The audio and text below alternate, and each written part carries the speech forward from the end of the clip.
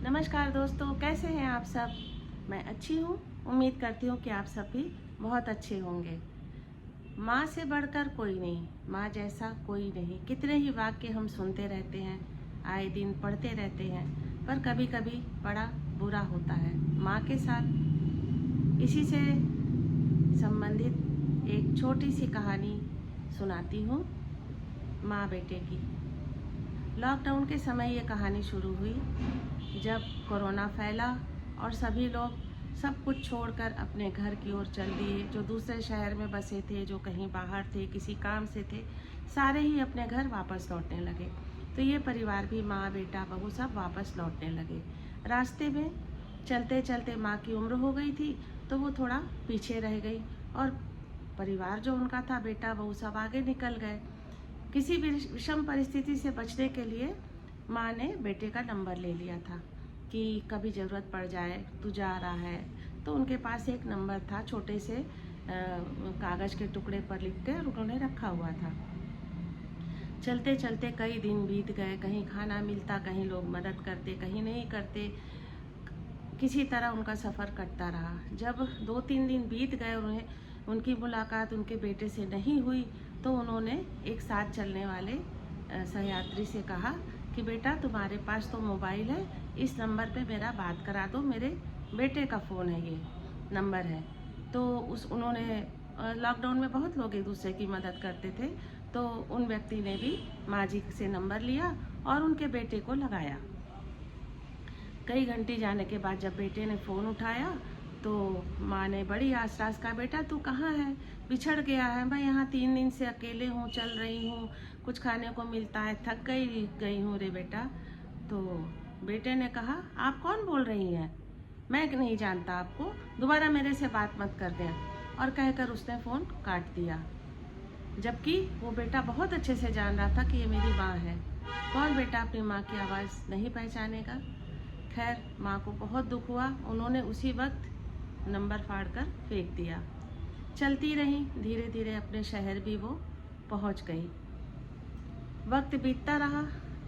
बेटा जो था, उस वक्त तो उसने जाने किस परिस्थिति से, किसके बहकावे में आकर, क्या सोचकर माँ को मना कर दिया।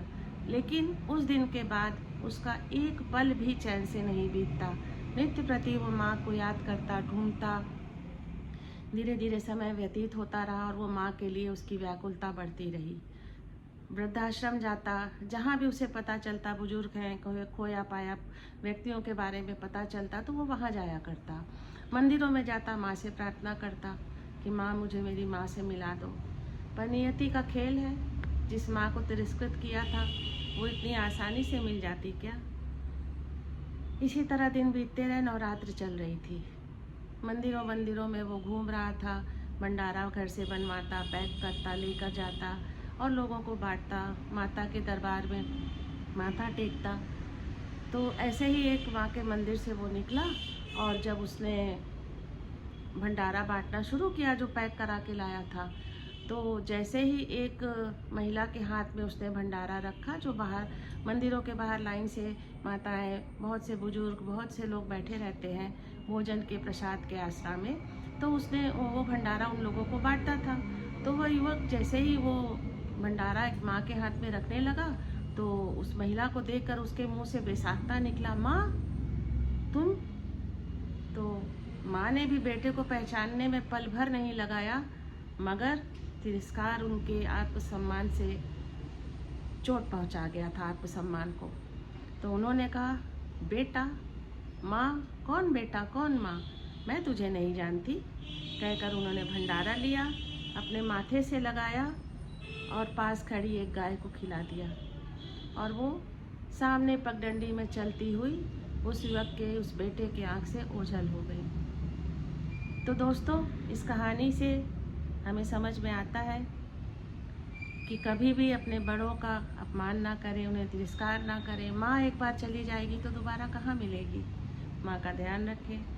अपवाद हर जगह होते हैं, कहीं कहीं माँ भी बहुत बुरा व्यवहार करती हैं बच्चों से, पर वो अपवाद स्वरूप ही है। माएँ बुरी नहीं होती हैं, ना बच्चे बुरे होते हैं। थोड़ा सा तालमेल की कमी होती है, जिसे हमें दूर कर लेना चाहिए। नमस्कार। अगर आपको अच्छा लगा हो तो हमें ज़रूर अपनी राय से अवगत कराएं।